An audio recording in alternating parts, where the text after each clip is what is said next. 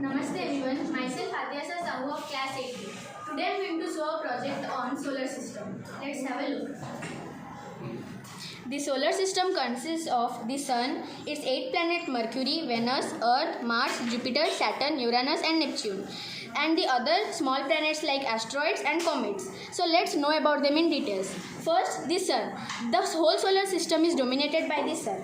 Its mass is about 6000 K and its radius is 100 times more than of Earth, and its mass is million times more than of Earth. Then Mercury. Mercury is also known as Buddha.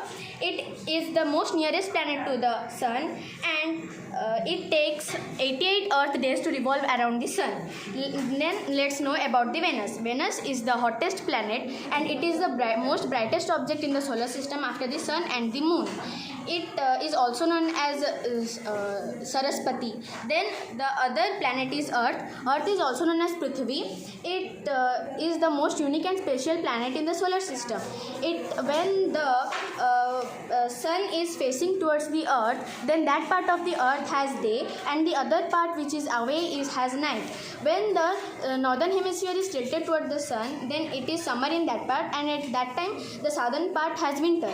The Earth also has its own atmosphere, and its atmosphere is very unique. The atmosphere of Earth protects it from the minor object getting hit to the Earth, and it also protects it from biological cycle. Then the other planet is Mars. Mars is also known as Mangal, and it is reddish in color and is called red planet.